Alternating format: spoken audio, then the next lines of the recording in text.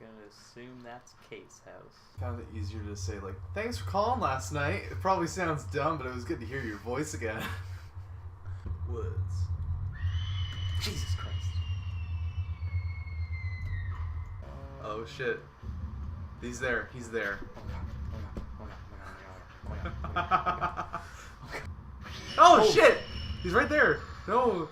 No. God damn it, Gage, you're walking toward where he was. No. That. Oh god. Oh god. Get over there. Hold! Hold! Go, go, go, go, go, go! Go! Sprint! Go! Holy shit! Don't go inside! Oh god! Oh god! This is terrifying. Oh, is that where I came from? I think that's where you started. I just want to get back to there. Run! Where is he? Only played it once. That was enough for me. I was like, good. I now know what to talk about this game. Oh, damn it.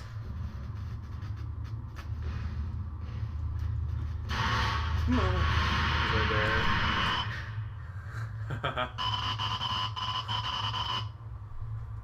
GG. Nope. Hey everyone, welcome to Checkpoint Achieved. This is episode 9, and I'm Bryden and Keks. I got with me here today Gage Paul. Hi. We're riding one man short. Mike is in the bushes. He's camping, and we decided to continue on regardless, right? And we're going to start off right away with the news. It's going to be a bit of a shorter episode today because there's a lot of news to talk about. We don't have a lot to talk about, though, regarding games. I'm playing a couple specifically, including Slender, but we'll talk about that. Just played that. My nerves are up. You're a little shaky. Yeah. I'll probably add a scream clip into the video here, or into the podcast here somewhere.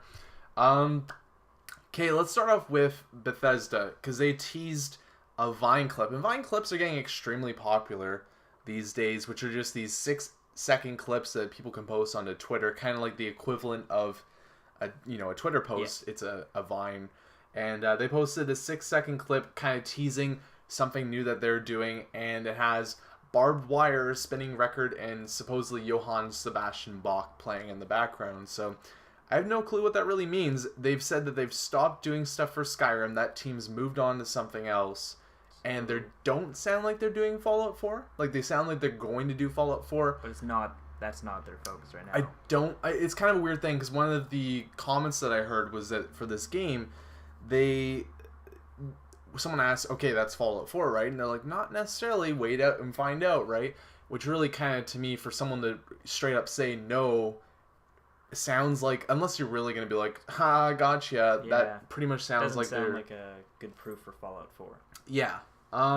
So I'm interested to see what this is, but we don't really know that much about it, and probably more information is going to come out about it too. But this is probably one of the more interesting news pieces I've heard in a while, because Bethesda makes, if not buggy, really, really great games. So, yeah, hopefully this will be something possibly even new, too. I was going to say, I hope it could be interesting if it was a new IP. Yeah, I'll just be playing as, like, a composer, and you gotta fight through the barbed wire while you're composing. Pianist, the movie. Yeah, the video game. No, Pianist, the movie, the video game. The soundtrack. Yeah, OST. So besides from that, news story, and this is actually, I wanted to actually talk about this before we started the news, but let's mix it all together. And this is kind of a news story. PAX tickets went on sale today. Yeah. And me and Gage, we're going to PAX. This is happening. We're looking at hotels. It's going to happen. But the problem is, we don't have our 4-day pass to go to PAX. Not yet. And we're going to have to pay through, organ donations to probably get one at some point. But the point that I wanted to make about this is really interesting. These tickets sold out extremely quick, but they've said on their website, if you wanted to get tickets to PAX, just stay tuned, check out the website. It'll be up eventually after PAX East. After PAX East, nothing really updates, said the exact same thing. So I'm like, okay, they're probably going to come out with like, oh yeah, if you want to get tickets, they'll be on sale in a couple weeks. Yeah. This morning, had an exam early in the morning, FIFA content coming out. I'll talk about that in another news story. I had to do a bunch of videos for that for my YouTube channel. So I'm pretty busy today. Yeah. And I don't usually check out Twitter, but I just decided to pop onto Twitter. I use Twitter often now, or a little bit more often than I normally did, because I like to talk to people and talk to people that watch YouTube stuff and, you know, maybe even get some questions for the show sometime. So yeah, I checked it out and I followed PAX, or the official PAX Twitter feed, and it said 2 hours ago, tickets are on sale. And literally I went down and there was no precursor to it. It was just straight up Tickets on sale. Tickets are on sale, and the website got changed to be tickets on sale. And if you want to go buy tickets, they're already the 4-day passes. As soon as I knew, and it was like probably, I know people probably found this quite quicker than I did and were right on it, ready to go. But for me, I was going to buy tickets for us to go and set all up. And I thought, okay, I'll make sure that day I have the time off to go do that. It's going to be all good. Because usually, like, I got tickets to Sasquatch. I made sure that I was going to get those tickets. I made sure I was in the right spot, the right time to get those tickets. Because I know getting tickets after the fact is a little bit harder to do. A little sketchier, and you're probably going to have to pay a little more. Yeah, and it's a little bit more stressful, too. It's just nice getting it out of the way. You know it's done. You got to put the money aside, but at least it's good to go. Yeah. So, yeah, I really wanted to get tickets to this. And 4-day passes sold out pretty much instantaneously, and the single-day passes were still available. Now, I put myself into queue, and it was like this invisible internet line where whoever was there first gets to go in line first. So I literally went out of my house, got a prepaid Visa to pay for it all, came all the way back, still wasn't finished in line, still was waiting in line, and I saw the, you know, Saturday sold out, then Sunday sold out, then Friday sold out, and when I got to the actual Be My Turn, Monday was still there, but the point was lost, because I was like, if there's 2 left, maybe we can get the other 2 by finding it some other way. But one's a little bit of a risk. One's like, we're talking about this, you can go pay more money to get the full piece of the puzzle, or you can just kind of like pay less to get the small piece and be like, can anybody help me fill this out?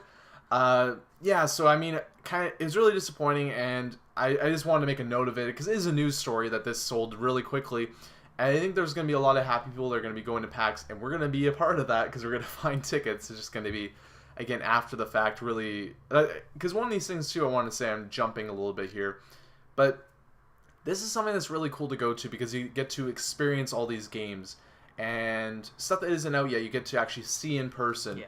And this year, out of all years, there's going to probably be new consoles there. There's going to be stuff like Watch Dogs that we will have an opportunity to play. And it's all amazing opportunities. But not only that, too. There's panels there. Like, there's the Giant Bomb panel, Mega 64 panel. Amazing opportunities to meet really fantastic people in the industry. And, like, Rooster Teeth. Just so many, like... Kick Puncher? Yeah. Or jump kick, or whatever. Dive kick. Get to meet the guys to be dive kick. No, there's so much cool stuff that's at an event like this. And it isn't only just the games. There's all these amazing people that are already in the industry.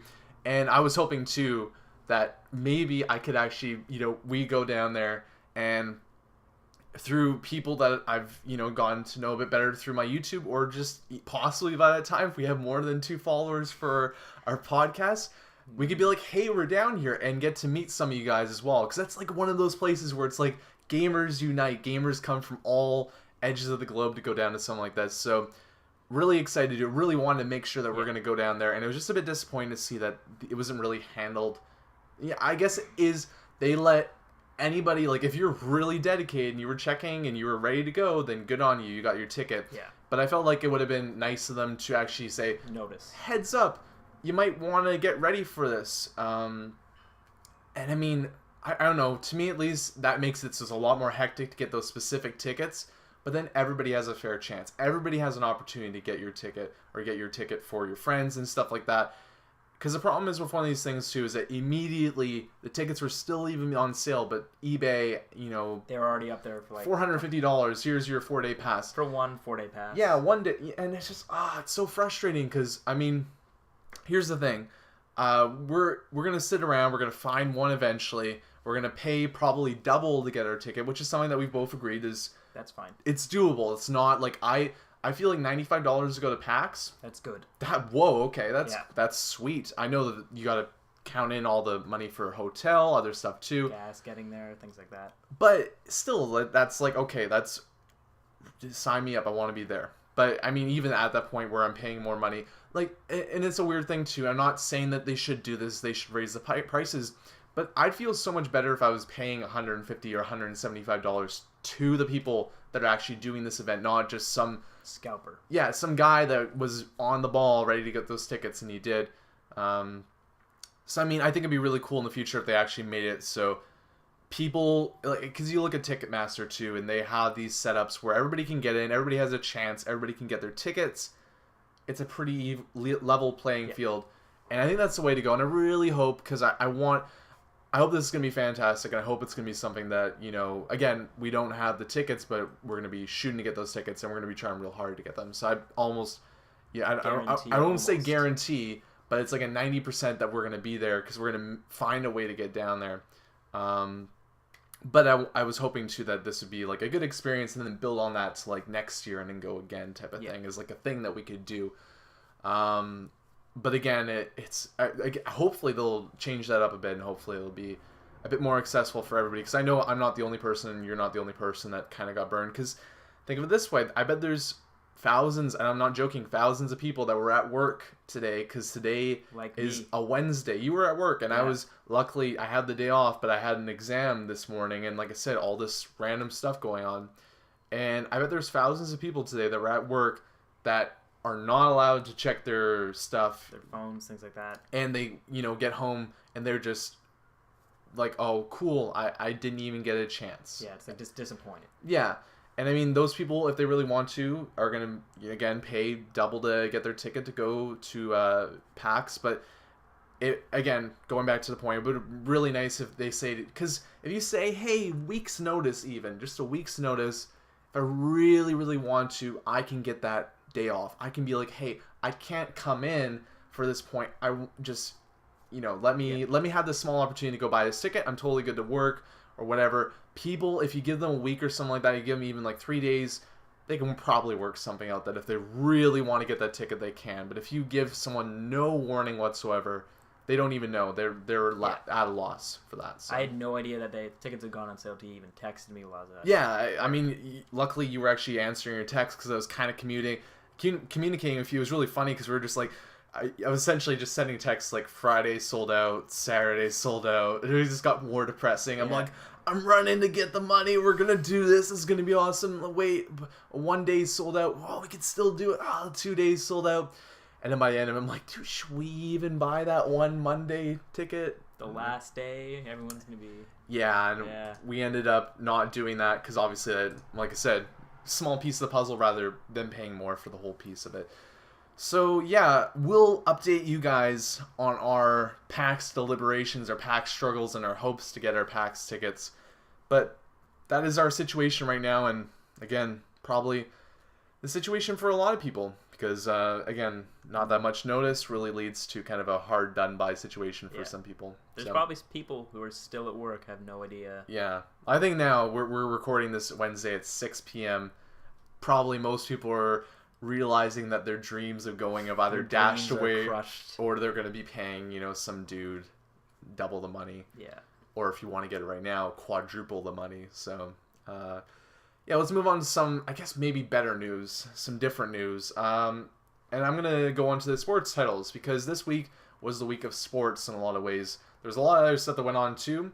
But for me personally, I do a lot of stuff on my YouTube channel regarding sports, and NHL 14 details and FIFA 14 details were announced this week together. They were back to back.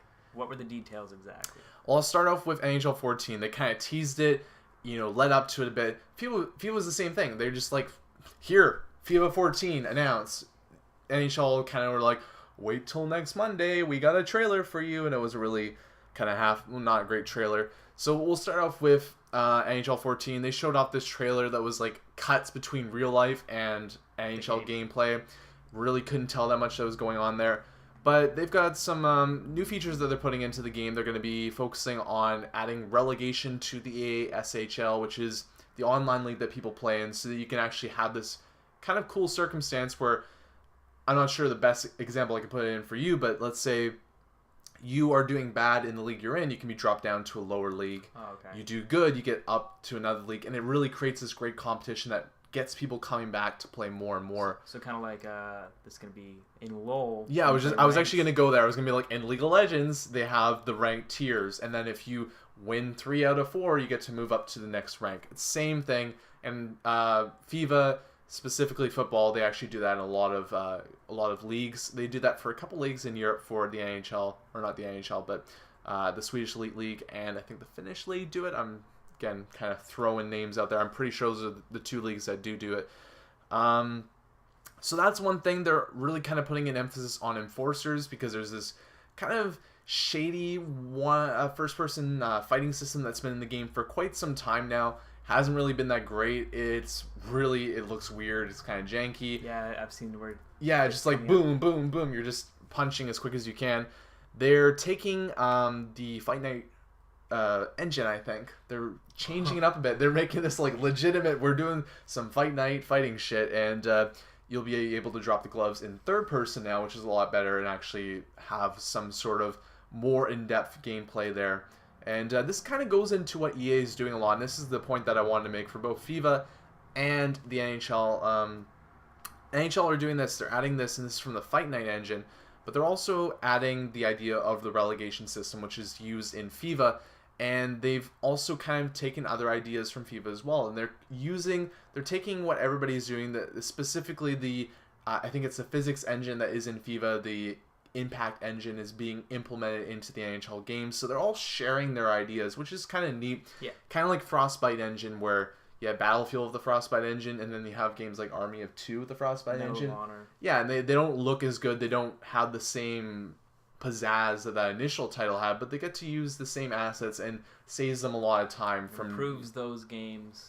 Yeah, it adds something there that at least makes the games that you didn't have before that engine, they look a bit better because of that. Yeah. So they added that. They're going to be going into better physics for the actual hitting, and this kind of ties into what I'm hopefully going to see in this, is that you can hit someone late, and there's going to be people that get upset about it. A lot more realism would be really nice. They're not saying that yet, but they're going to be adding better hitting physics into the game using the engine that's already used in FIFA. And then they started something called True Performance Skating last year, and they're adding more to that, just more animations, more things to make it better. So not a lot of info yet, because it's specifically just the basics, just the beginning of what they're talking about. But some interesting points to check out there. And again, the interesting part too, that they're really kind of lending and grabbing some ideas from these other studios within, and using them for their own game. So that's what NHL's got to offer, and like I said today too, super busy. FIFA 14, making these videos and stuff. What almost I want to blame it almost on the fact that I wasn't there. I wasn't ready to go for getting the tickets, because I was wrapped up in doing this. But yeah, FIFA 14 details came out really early this morning, and yeah, they are essentially doing for this game similar stuff, because it's the end of the generation, right? They can't graphically overhaul the game. They're gonna wait till the next generation.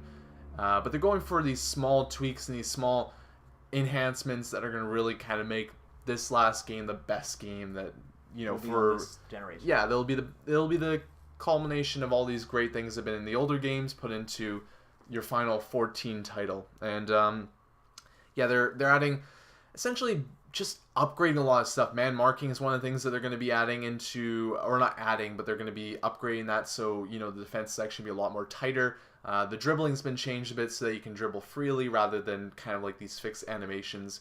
Those are a couple things there. And the AI is supposed to be quite improved as well, where you can have these build-up plays where the game was very much, can kind of be back and forth, when really football isn't really back and forth. It's a very slow build-up process to get to scoring a goal, and they're going to be trying to put that in. And the big thing that they talked about is getting rid of the unpredictability and adding satisfying gameplay, which is something that a lot of people kind of have an issue with, where it's like you're late in the game, you're doing great, and then suddenly somehow the CPU just gets really good and scores that goal to tie the game, and it feels like there's some sort of momentum that goes against you. And they talked about, oh, it's great to have games like this, but it really isn't great when you feel like you deserve a win, and then the computer somehow... almost like you're being cheated. Yeah, and I mean, again, that's neither here nor there. People feel that way, some people don't, but that's kind of my opinion on some of that, and I think they're kind of alluding to that a bit with that. The other thing, too, that I'm actually most interested in out of the physical features that are being added to the game is that they're changing the ball physics and the actual player shooting physics. So the idea now is that depending on where you are, depending on like the defender on you and stuff like that, it'll actually impact you when you're taking your shot. So you might actually have a shot that dips, you might have a shot that curls away from the net, you might have a regular shot. It really depends on where you're hitting the ball. If you're hitting it from farther back, or your foot's really kind of bundled up behind it, or if you got kind of pressure on you, so you have to hit it a certain way. Yeah. They're trying to take that and actually make it something that's a little bit more impactful, because before FIFA 13, if you look at the actual shooting animations, it's running, press the circle button, it's like stops, shoots type of thing, where it's like the animation that was originally happening, it just cuts, and then it's like, oh, we're now shooting, and you get this like kind of weird like janky stop shoot type of motion. And what they've showed from FIFA 14, again, just showing this early stuff, I don't really know if it's going to make a big difference or not, but they've shown how it looks really fluid and really nice, so that's really cool. Lastly, career mode updates, new HUD for that, so everything looks a lot more clean, a lot nicer, and then they've updated scouting, so you can have a lot more options in the scouting. So probably a bit too much information for you, because you don't really, you're not as big of a sports fan, and I do it, I enjoy sports games, but I also do a lot because of, you know, the community I have on the YouTube. Yeah, I played a lot of NHL 11. Yeah, you know a bit about that. Yeah, so I'm excited for both of them. I want to see what they're going to have to offer. For me, I pretty much will be buying these games because they're, you know, the stuff that I really enjoy playing, and as well, people enjoy watching the stuff that I post up there. So it's kind of a given, but I'm excited to see what they're going to do and then really be more analytical on what they're planning to bring, because you can say a lot of cool things, but what does it actually mean unless the gameplay is actually there for you? Yeah. So that's the overall sports news for today. And besides from that, we got a couple other cool stories here. Pikmin 3 delayed till August 4th. I guess that's not really that cool, but the Nintendo Direct conference happened again earlier today, or somewhere it was in Japan. Yeah, Japan. So they're on their own time. Yeah. I guess if you really want to watch, you can watch it at 3 a.m. But yeah, they announced a bunch of stuff for the 3DS, and their news for the Wii U, Pikmin 3 delayed. So yeah, that was that there. I'm kind of interested in Pikmin, but I'm probably never going to play it again. Did you play the first ones? I did play Pikmin 2 on the GameCube, but I haven't played the original Pikmin, I don't think. I can't remember. But I played that sparingly. I wasn't a major fan of it. I was like, this is kind of cool, but I'm going to go play Wind Waker more. So, yeah, I mean, I'm interested to see what it's about, but it's not a system seller for me. It's going to be a system seller for some people, yeah. And it's going to be like, finally we have a game. But that's kind of the news on the Wii U front for the Nintendo Direct conference. They announced a lot of stuff with the 3DS, and it was really specifically for the 3DS too that they were talking about stuff. And they did a bunch of game announcements / release dates for some titles coming to 3DS, and these are some heavy-hitting titles. Mario Golf World Tour, which I actually am a big fan of the Mario Golf series. I loved the N64 game when it came out. I think I played it. I rented it once, and I was just like, I was confused, and I was like, nope. no, thank you. No, that was one of my games. I also had I think the Game Boy Color version of that too, which was quite literally just, you know, pixelated balls in the air and it's going on the ground. But yeah, this looks like a major step up from that. It looks really nice on the 3DS, so I'm excited to see that. And they gave a release date for Mario and Luigi Dream Team. They've also announced Mario Party. I don't think that would work well on a 3DS. Mario Party? The fun of Mario Party is playing those mini games with your friends. But you can play online with people if you have their massive 12-digit pin. Yeah, but then also I can't see their face when I screw them over in Mario Party. I'm 100% on your side there. It's nice to see them kind of doing that and giving them people that have 3DSs all these cool titles, but Mario Party is a game that I don't really enjoy playing it anymore, but there was a time and a place where that game was a lot of fun. And there's still a time and a place when you pull out the N64 to play Mario Party 3 or 2. There's still some fun to be had there. But the interesting one I really was kind of piqued by was the Yoshi Island game that's going to be coming out. And haven't seen one of those in a very long time. So that could be potentially really cool. And there's a new Zelda game coming from the 3DS as well. They didn't really delve too deep into that one, but that's just them kind of saying, don't worry guys, Zelda's coming. Because we have the HD remake that came out at the release of the 3DS, but no real original title for the 3DS. And they can do 3D too. So, I mean, that's going to be really neat. I'd honestly rather have a remake of Majora's Mask than a new Zelda. Yeah. Actually, I want both. I want both. I've never played Majora's Mask. I've only played a little bit of it. That's why I want. Okay, good. I was like, I thought you had like, oh my god, I need this, and I'm like, I didn't want to lie to you. I need to tell you the truth. I played Ocarina of Time and enjoyed that. I didn't actually beat that game. Like, I started that game like probably 20 times. Yeah. I never beat it till I got it on my 3DS. I played it quite a bit when I was younger. I never beat the game either, I believe. It was one of those things those games were probably 2 years, 3 years too early for me. Yeah. Because I was already having night terrors from Mario 64. We don't need to have the moon be a new fear of mine. That was why I never played Majora's Mask. These games all came out around that time where it was like, I had a couple friends that had them, but I just looked at them and said, no, this looks a little bit too frightening for me. And so I'm a 93 baby to specifically put my age out there. And so when games like this, I started playing video games when I was 5, pretty much. 98 was the year that I started playing this. I had a very small window to really enjoy some of these titles. Yeah. And by the time that I started actually playing maybe more mature games such as that, I was already moving on to the next generation. I mean, consoles started coming out, I guess, right at the turn of the millennium there. And for me, why would you want to play an old game when you could play this brand new title that looks even better?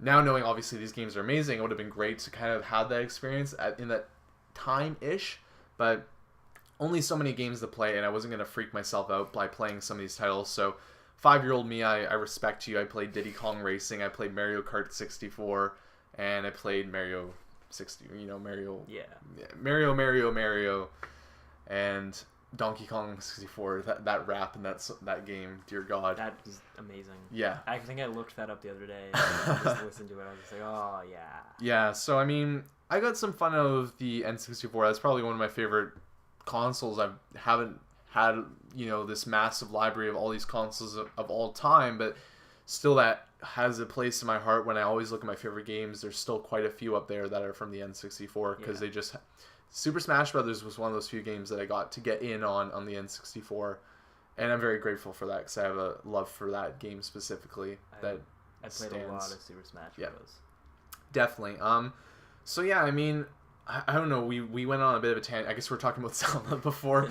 Yeah, so I mean, a new Zelda game sounds really cool to me. And the part that I was just trying to say I'm really excited for is that it could be in 3D, but I wasn't talking about 3D, like the glass is 3D. I was talking about like it can be 3-dimensional world, which we haven't seen on a handheld except for the remastered version of Ocarina of Time. That would actually be really cool. So I doubt that they don't do that, but I'm excited to see what they could potentially do with that. So that could be really cool and really exciting. But moving on from that, an interesting story here. Criterion, the creators of Burnout and Need for Speed Hot Pursuit, plus Most Wanted.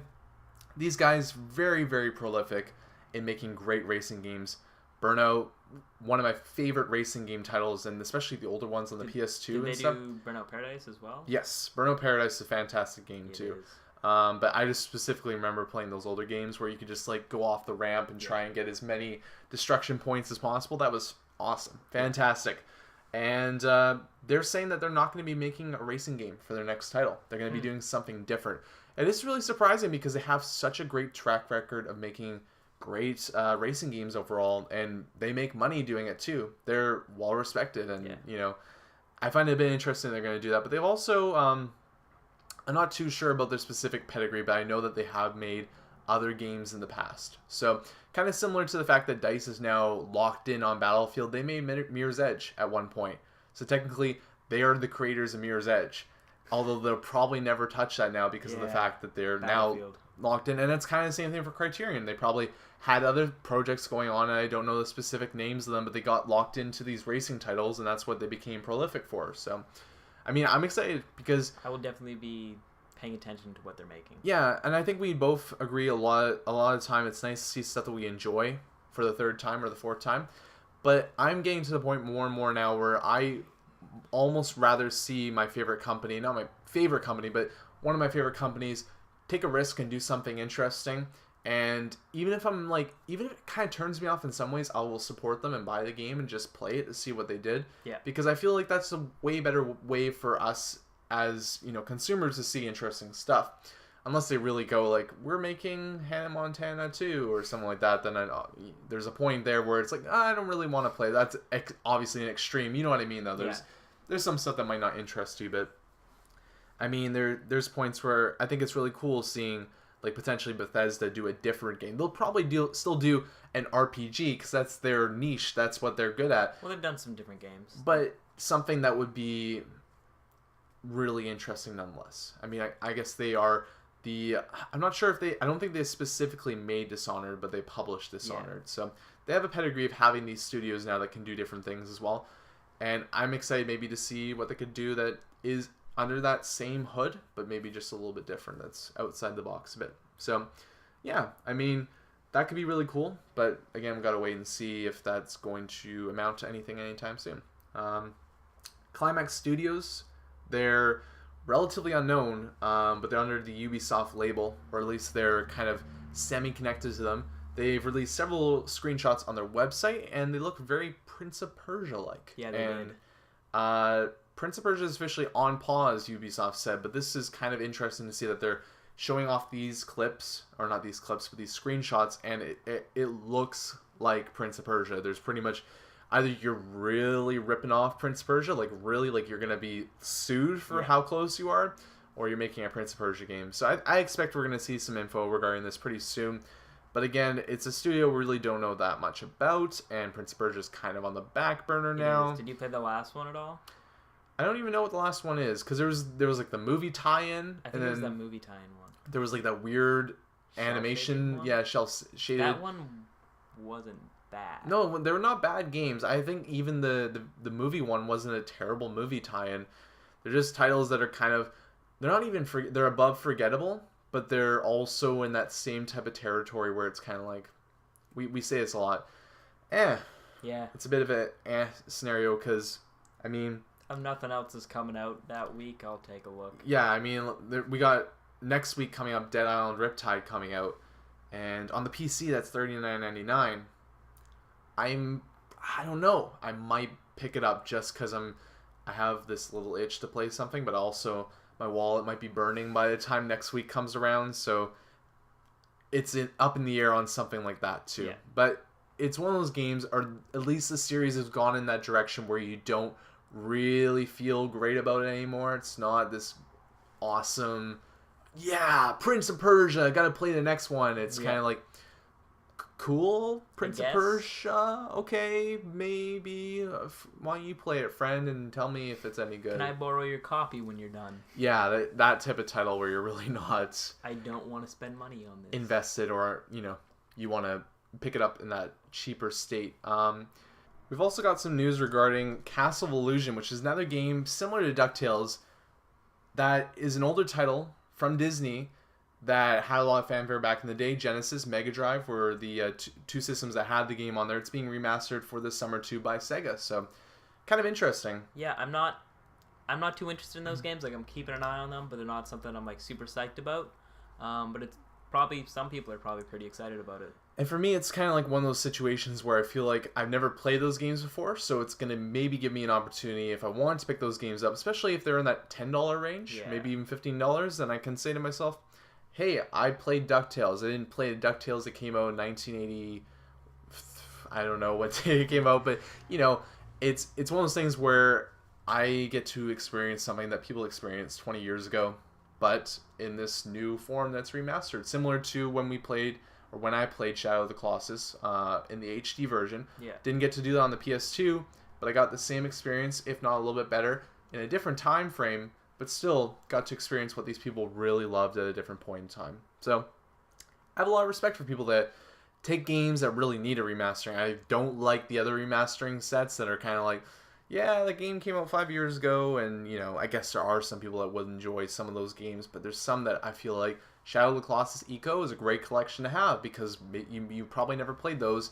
Metal Gear Solid 1 was good too. Yeah, I mean, I guess you probably never played those, but what I'm trying to say is that if you are, let's say, a young teenager or something like that, 5-6 years ago, or even more than that now, it's like 2005, so 8 years ago, you probably never played Shadow of the Colossus. You probably never played Eco when you were a toddler. So those games, Metal Gear Solid as well, great to see them kind of come back, because then a new generation gets to play them. And even if we got the opportunity when we were at that age, now, being older, there's that same type of ladder where there was certain games, like I was saying, that I missed out on because that game came out at a point, talking about the Zelda games, where it just wasn't there for me yet. A couple of years later, probably would have been my favorite game, or one of my favorite games of all time. But since I didn't play it then, it's out of this moment of time. Because we talk about games a lot in a vacuum, You play a game in a certain type of time that you might actually be affected in a certain way, and that game will have a specific experience on you that you really enjoy it. And we talked about BioShock Infinite being a game that we considered a classic. Really enjoyed it. I still feel that way about that game, and I really had a great time with it. But maybe if I played it 2 weeks later, I might have been spoiled on some of the info on it. And it wouldn't have been as amazing. Yeah, and if I heard two people really kind of egging on the game, because there's been some negative feedback that's come out after the fact regarding the actual gameplay of it. I've actually I enjoyed the gameplay a lot in BioShock Infinite, and I agree that the story is better, but I wasn't like the gameplay is bad. I had fun playing the gameplay. I actually really enjoyed BioShock's gameplay. So, I mean, it was one of those things that for us, we got to experience it, make our own opinions without anything else clouding it up, and then now that we go ahead, someone else might say, I don't like that, but if we get into a conversation with them, we say, I respect your opinion, but I have my own opinion. And it's kind of like one of those things that if now Ocarina of Time is one of those games that it's been around forever and everybody accepts it to be this amazing game, maybe I go into it as a cynic, or maybe I go into it with a different perspective that I would have not had if I had played it originally. Yeah, and that's again going on a bit of a tangent, but you know what I mean. It's just how games work sometimes, where it really is great to play games when they're fresh, or get to experience it in a remaster form that still feels different from that original experience, rather than me going back and playing Chrono Trigger now. I've tried to play that game several times. That is a game that I will finish and will play, because I know there probably will never be a remastering or that's a game that's going to have its spot in time. But there's games like that it is harder to go back, because you know that this game blew people away. But it's so dated now. You can even see it too. You're like, oh, that's awesome. That's really cool that they're doing that. But you have to create this weird kind of time frame for your mind. Like you want to, reverse the clock, close your door, and pretend it's 1995 or something like that, and that's really hard to do when you're playing a game. Yeah. So besides from that, this story is kind of an interesting one. It'll be the last one that we actually finish up on for the news this week.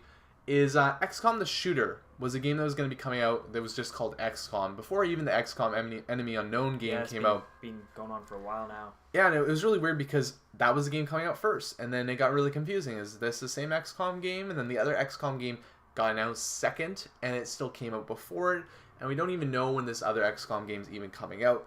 And the rumors are now that it's actually not even going to be called XCOM anymore. It's going to be called The Bureau, because this game is very specific on this kind of 60s vibe where you're working assumingly as a bureau agent. I think that's kind of the whole setup there. You're working behind closed doors, very secretive, fighting these aliens in a first-person shooter environment. And I was excited by this game. I thought it looked interesting. Not saying it was like, oh my god, gotta play this game, but still one of those games I was looking at saying, this could be cool. I like that time frame, kind of 60s. I give love to those games. I mean, Mafia 2 was a game that I know it's not the 60s, but it's just that kind of, it feels like a different world. Yeah. You go to these sci-fi worlds, and to me as a person, if I go back to the 60s or the 50s, it's almost kind of like this weird world that I never knew. So it can be really realized really well, and I get a lot of experience out of that. So, I mean, this game could be cool still, but I really start to write off games like this after a while, because it just keeps getting delayed, and you know that something isn't right with it. You know that there's probably an issue underlying. Yeah, but, I still like to keep an eye on games like this. I don't know. I'm interested in it, and every once in a while there's games like this that have been delayed over and over that turn out good. There's that odd circumstance where that will happen. Sleeping Dogs. Yeah, I mean, those are the ones that you say, that's cool that happened. More often than not, you're just kind of mumbling and grumbling. I paid for this. Yeah, and let's move on from that though. Let's do a game spotlight. Okay. Do you guys want to? Do you guys? Just us. two things, and we're being really candid. We're just on the spot here asking. I'm asking you, Gage. Do you want to talk about Slender, or do you want to talk about some games coming out in the future and kind of like because we're talking about this bit already. What makes us buy a game? Do you want to talk about that, or do you want to talk about Slender? I can go either way. So that's cool. Thanks. Now you're redirecting it. Whatever one you're more. Okay. Well, you know what? Let's see where we are on the podcast, because we want to keep this not too short, but we want to make sure that we're moving on. And actually, I wanted to kind of mention something too that's not 100% guaranteed yet, but we're considering this, is kind of changing up the podcast format a bit. We're going to be doing the same thing as we are right now, but I bought a webcam, and we're kind of throwing around the idea of maybe doing this live in the kind of format where either on Google Hangouts or on Twitch, where set up the webcam in the corner, start the show as normal, but then actually get you guys involved in chatting with us right there. If in a Google Hangout, we can actually have you on Skype right below us. Questions, yeah, we love those questions, and I think it'd be really cool to get involved with people that are interested in listening and talking about stuff, because not only is this kind of a cool thing for us to talk about, but for me personally, this is just kind of like us sitting down talking about video games, right? And that means someone else joining in and talking about video games. That's cool. That sounds pretty neat to me. So if you think that's kind of a cool idea, let us know in the comments of either our YouTube or in an email. Either way, just let us know you think that might be an interesting idea. And we're throwing around the idea right now. It might not happen. It might happen. It's still in the box. But probably something that we might switch up, just kind of, change it up a bit. Because there's a lot of podcasts. We got a lot of stuff going on. And we want to share our stuff. But also, I think, too, it could be like a cool way to connect with people. And also, I think we've talked about this a bit in the past too, that the idea of maybe doing some stream stuff on Twitch where we're playing a game for fun or whatever. Yeah. And just kind of like creating this, I don't know what you want to call it, like a triangle of just communication with people. A community, yeah. And I mean, and it's not even, when we talk about that too, it's not even like us being these people that are in any way official or actually have this, labeled opinion. We're really just gamers, people, players of video games that enjoy talking about video games. And because I've talked about this in the past, that because I've got some sort of small platform on the YouTube channel to talk to people about stuff, is so much fun. I've done live streams for FIFA and NHL, and it's so gratifying to like actually have people to talk to while you're doing that, and get to learn about people, learn about what they're interested in, also just overall get to have fun playing games together. So I mean, if we can kind of mix that in with the podcast too, and have people in the show, and even have potentially people as guests on the show, like just have someone on, if you want to be on the show, maybe we have you on for a show. One. Yeah. So I mean, Kevin, yeah. Kevin, you haven't emailed us back. Yeah. So I mean, that's something that we might do, but we're using the Game Spotlight as a name. We usually, the idea was for this, talk about games, specific games, but I still think it is a good platform to talk about games coming up and our interest in games and what really makes us go buy a game. And why I want to bring this up is Injustice God Among Us came out this week, and that was a pretty big title that had people interested. I'm not a really big fighting fan. I'm in this weird point now where I either go really into buying all these type of games, and then I go kind of hold back, and like I said, with certain expenses maybe being pushed up by something like PAX or something like that, then that pushes me to the point where I'm like, I can still buy games that I enjoy, but I'm not going to just take these random willy-nilly games. Yeah, and that's not a willy-nilly game, but it's like, I'm not a major fighting fan, so I could potentially buy that game, play it for 2 hours, and be like, done. Yeah.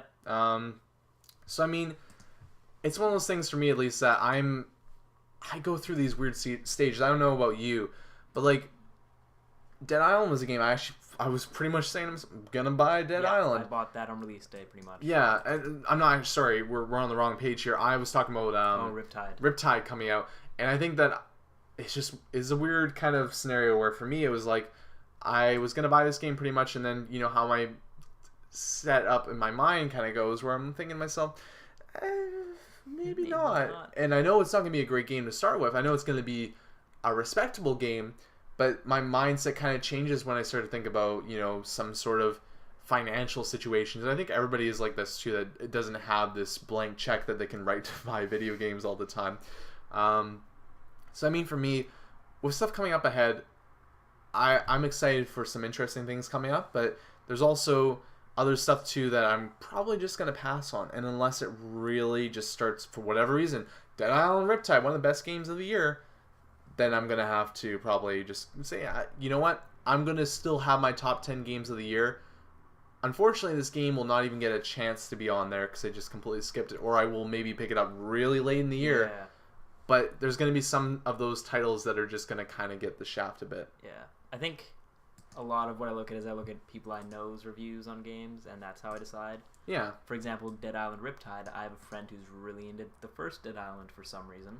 Mm-hmm. So he's gonna get that. He's going to get it right away, and you're going to be like, so... How is that? Yeah, and totally pick the brain there to make sure that you're getting something that you're actually excited for, and something that's actually pretty decent too.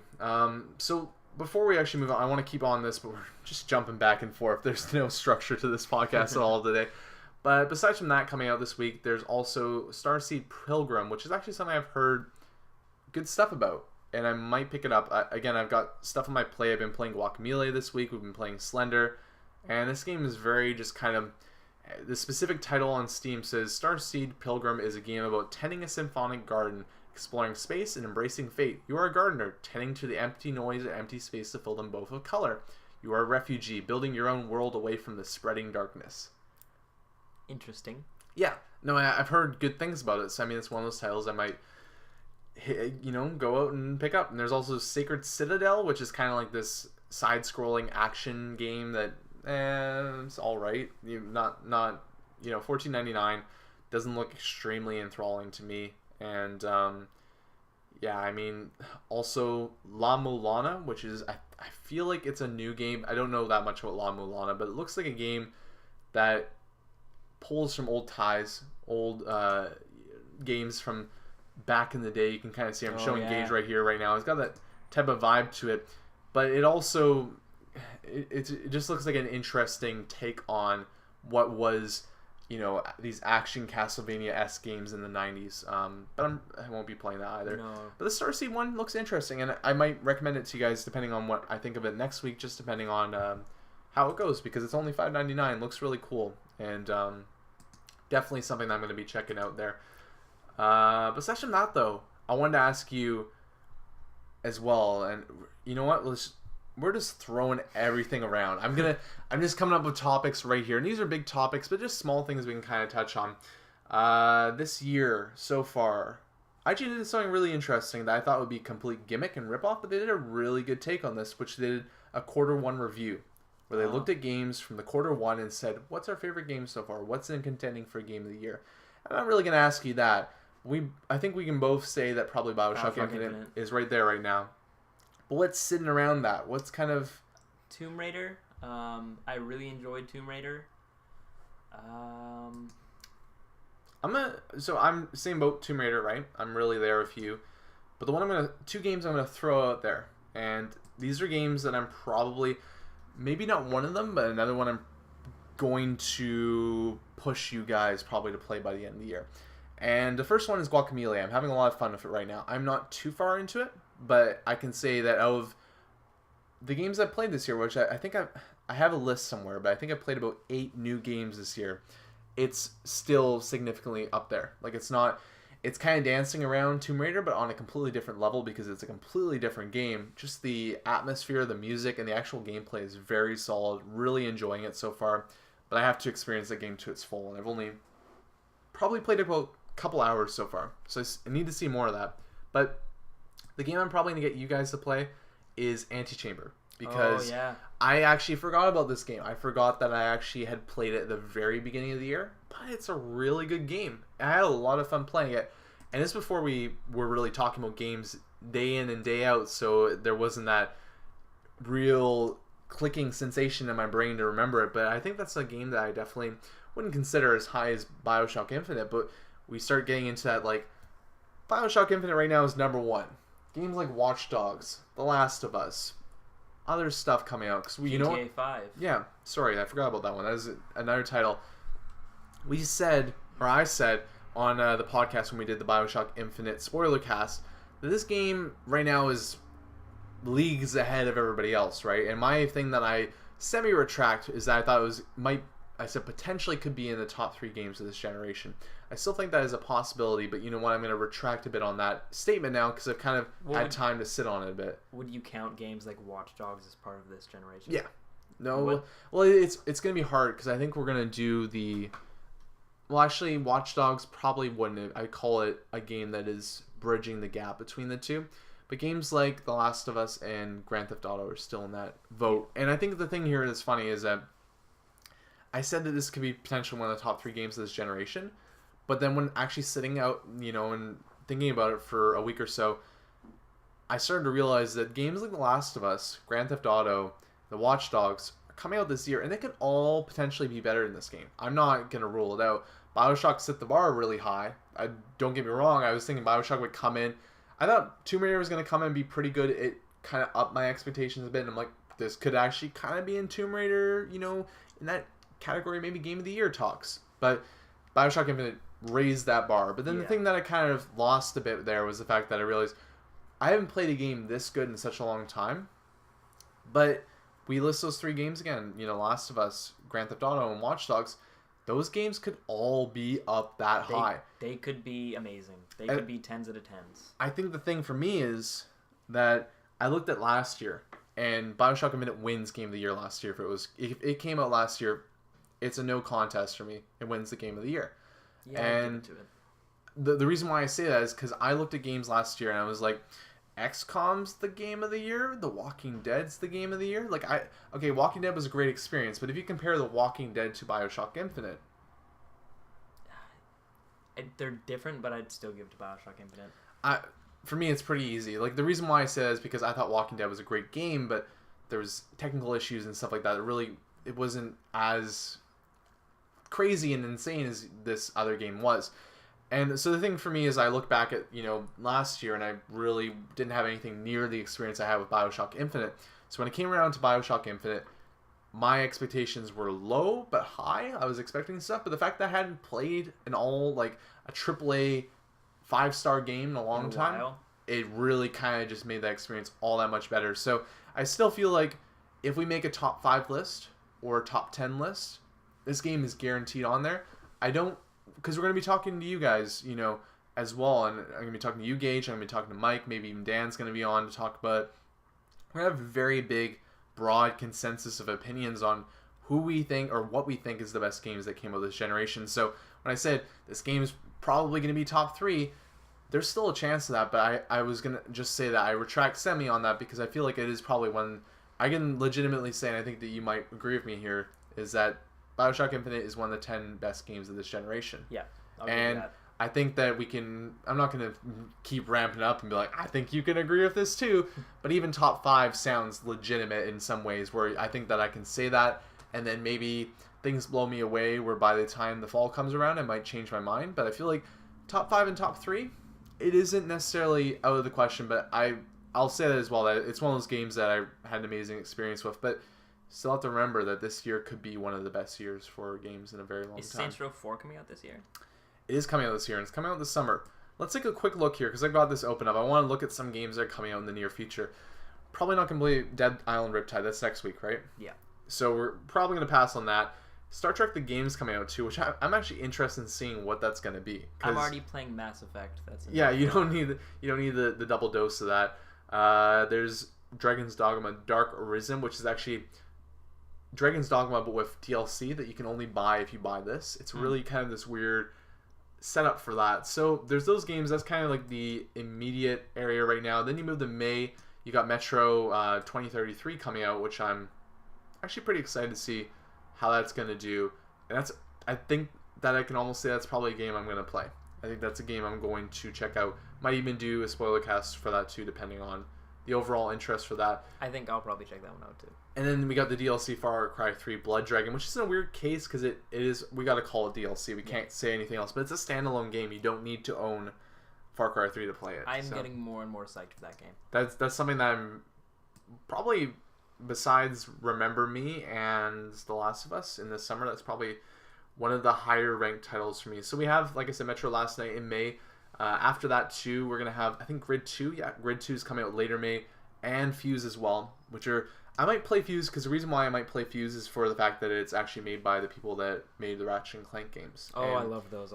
And it looks very generic. They're being produced by EA, so I have kind of a little bit of sadness inside me for that fact. But still, looks interesting. And you move into June, right before E3. Remember Me comes out, and... Thief isn't this. Thief is 2014 question mark type of scenario. So I'm really excited for that. Then we have The Last of Us. We also have Deadpool coming out, which is a game that's just going to be weird. And I'm excited. I'm actually a Deadpool comics fan, so I'm very excited. I'm a fan of Deadpool as well. I'm just saying that it's going to be this really kind of zany, weird game. It's made by the people that made the Transformers games. It's good. I think the best way I can describe it right now before playing it is of Batman Arkham City was GTA. This would be Saints Row. With Duke Nukem? Yeah. Yeah, with Duke Nukem, but hopefully not in the bad way. So that's pretty much what's coming out in the near future. Then you got Splinter Cell, and you also have, I guess, Grand Theft Auto coming out later on. There's a lot of really cool games coming out there, and we're going to probably do quite a few spoiler casts over the summer as well. But that gives you an idea, Ben. There's a lot of games in there that are kind of like might play. And it's really weird, those games that are might plays either flip the switch and become gotta play this game, or they go the other direction. Or it's like Dead Island Riptide was kind of now at the point probably just gonna let that slide. I am going to wait till Thursday. Yeah. Or Friday, like a weekend, see how that game's doing in reviews, and if it's hey, maybe if it does really good. Yeah. And we both kind of look at each other when we're doing the podcast next week and go, $49.99, $39.99 on PC. I can handle that. We might just throw together a spoiler cast on that. It might just randomly happen. But yeah, those are the games we're interested in.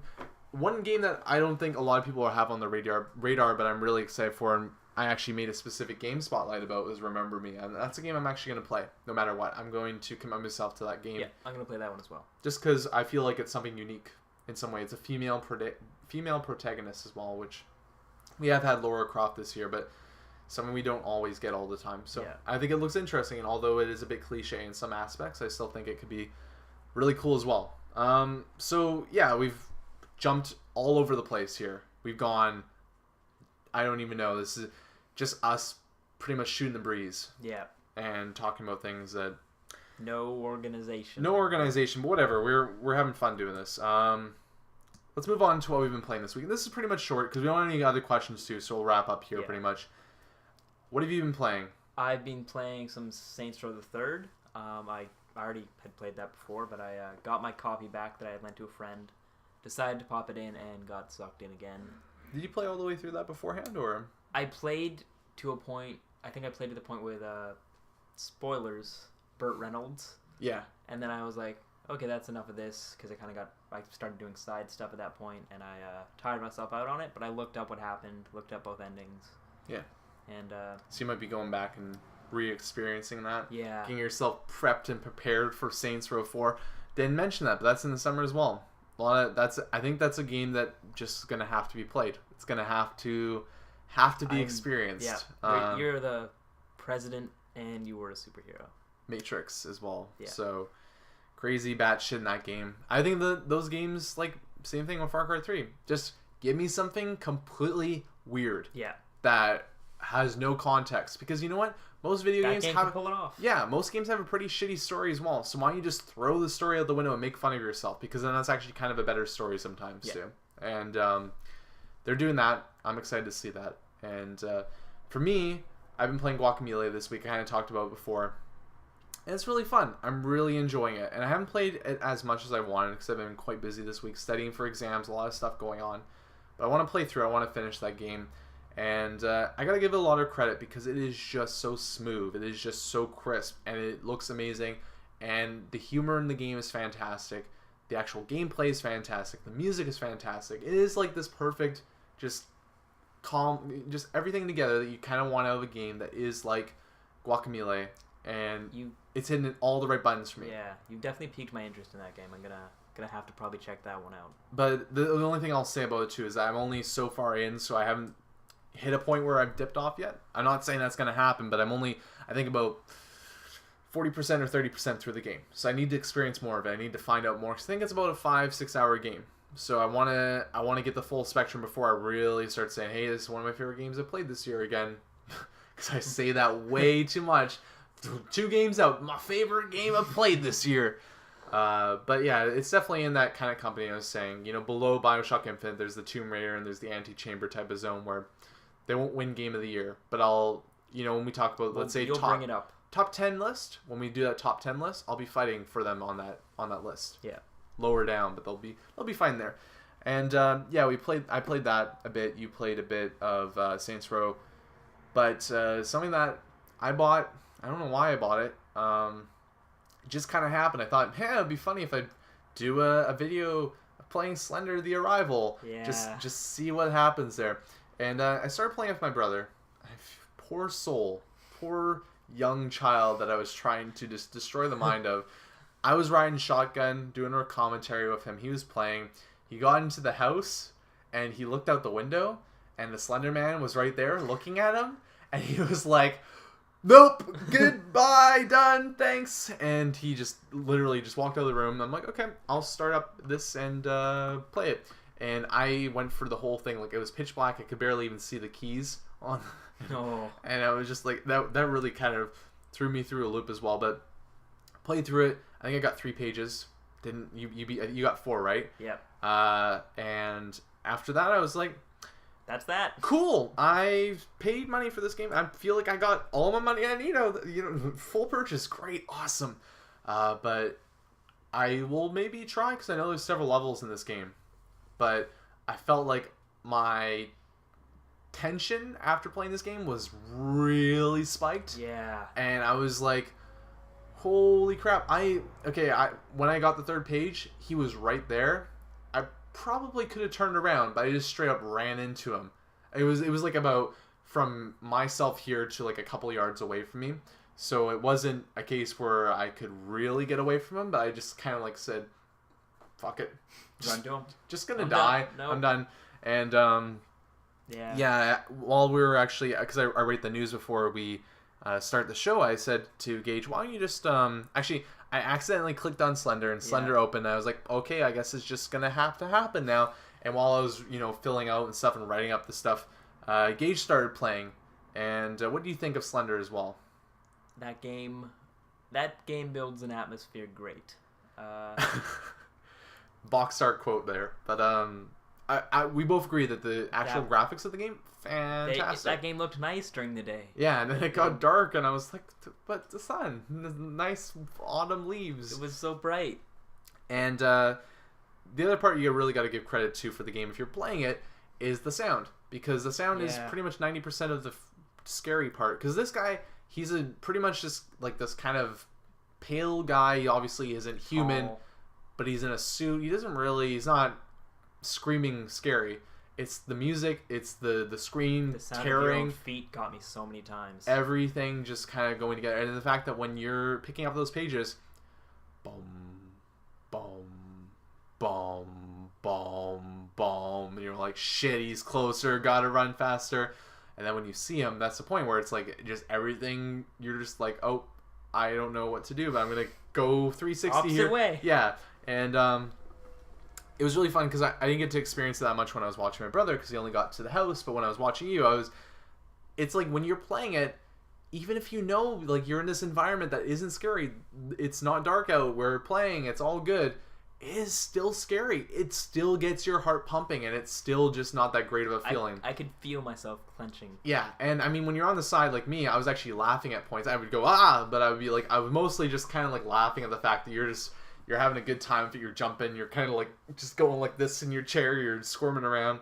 And I mean, for what it is, it's a $10 game that you can pick up. If you want to get scared, you can. There's a lot to play there. Yeah. If you actually want, like, if that doesn't freak you out and you're cool with playing that more than once, you can get to the point where you're like just legitimately playing that game, gonna get it done, gonna get the 8 pages. Because the idea of the game is that There's 8 pages scattered around this map. You gotta go get them. You gotta get them, and each one that you get makes it Harder. harder. Slenderman is getting closer. He is on your tail even more, and it just adds to the freak out factor that can definitely happen. There's a couple places in that map too, the first map at least, that are just like, this is like me going into a trap. I know that there's no way out. That building I got into, I was like in corridors, and I turned into this one room where I was just trying to get out. Yeah, but as soon as it happens where the screen starts going all wonky, you're just like, you can't really focus on what's going on. You can't think of anything. Yeah. So I run into this room, and it's this dead end, and I'm like, oh no. I don't even think it was a dead end. It wasn't? I don't think it was a dead end. Oh. But the problem was that I'm not going to be like, not a dead end, Gage, but just the screens, like, there's nothing you can do. At that point, when you I guess the thing is with that is that if you're really playing that game smart, you don't pick up the first page, you go all the way over there, you do that first. You do all the hard parts first, and then you just kind of jump by the canoe, grab that part, and go that way, because then you can really, if you know where everything is, I think you can pick up some stuff really quickly.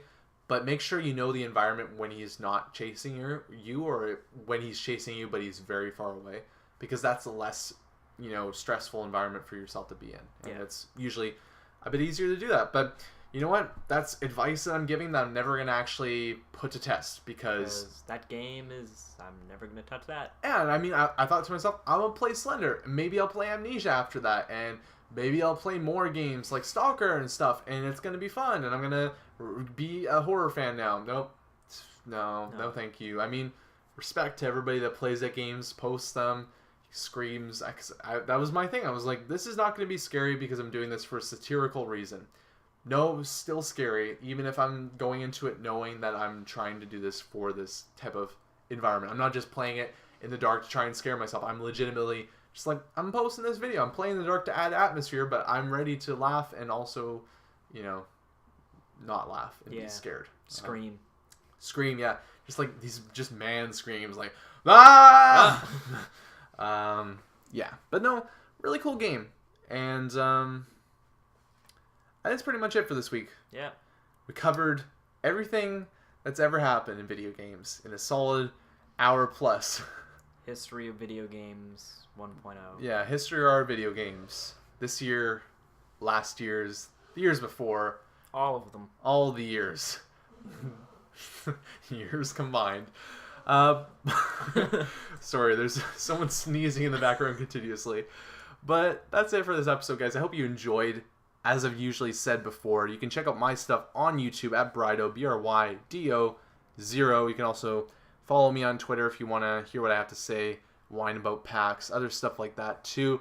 And stay tuned for more stuff with me and Gage on the channel, because I want to start doing some co-commentary stuff. We'll get into that from time to time this summer probably. But also on top of that too, if you enjoy the podcast, you got a question to ask, don't be afraid. Throw us a question. Especially you, Kevin. Don't be afraid, Kevin.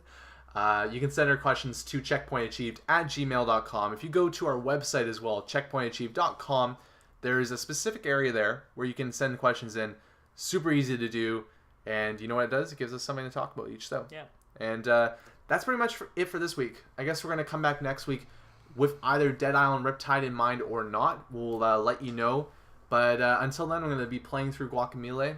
He's probably going to be playing through, by he, I mean Gage. Mass Effect, maybe? Yeah, maybe go back to that Mass Effect. And hopefully Mike will be back from the woods. But until then, thanks guys for watching, and we'll see you around at episode 10. Cheers. Bye.